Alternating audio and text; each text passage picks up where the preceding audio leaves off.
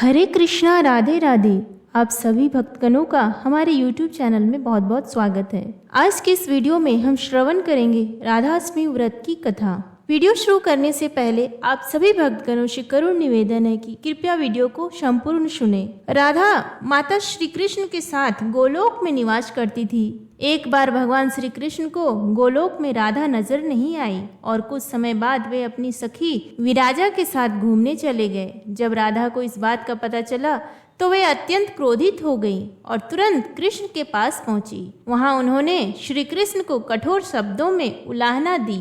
राधा का यह आचरण श्री कृष्ण के प्रिय मित्र सुदामा को अच्छा नहीं लगा। बिना किसी विचार के सुदामा ने राधा को श्राप दे दिया कि वे पृथ्वी पर जन्म लेंगी। राधा के गुस्से से आहत होकर विराजा भी वहां से चली गई और नदी का रूप धारण कर लिया। सुदामा से श्राप मिलने के बाद राधा ने भी उन्हें श्राप दिया कि वे राक्षस कुल में जन्म लेंगे।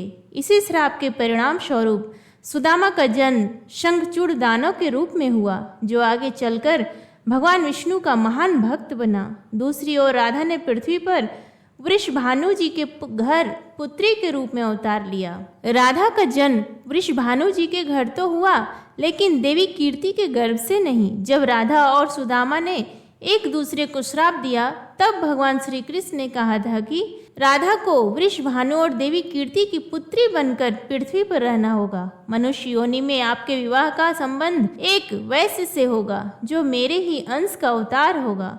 इस प्रकार आप पृथ्वी पर भी मेरी ही संगिनी रहेंगी, लेकिन हमें पृथ्वी पर अलग होने का दुख सहना होगा। इसके बाद भगवान श्री कृष्ण ने राधा से कहा कि अब आप मनुष्य योनि में जन्म लेने की तैयारी करें। संसार के सामने वृषभानु जी की पत्नी गर्भवती हुई और जिस प्रकार एक शिशु का जन्म होता है, उसी प्रकार देवी कीर्ति का भी प्रसव हुआ। हालांकि वास्तव में राधा का जन्म उनके गर्भ से नहीं हुआ था। भगवान की माया से उनके गर्भ में वायु आ गई थी और उसी वायु से राधा का पारकट्य हुआ।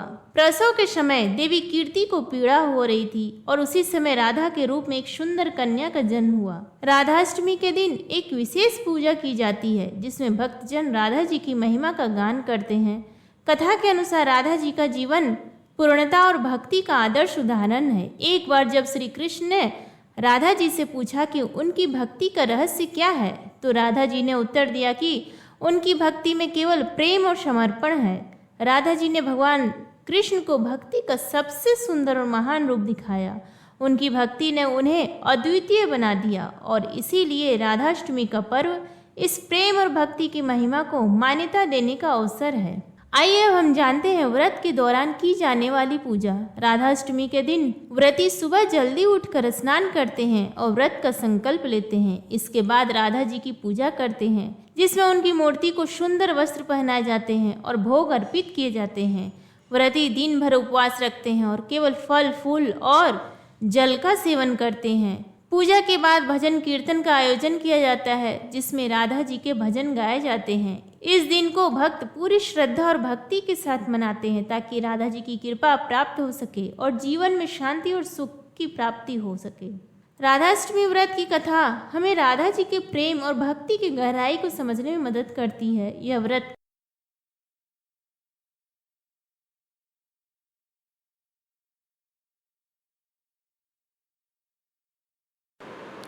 उम्मीद करती हूँ आपको आज का ये वीडियो पसंद आए। प्लीज़ वीडियो को लाइक करें, शेयर करें, चैनल को सब्सक्राइब करें। धन्यवाद।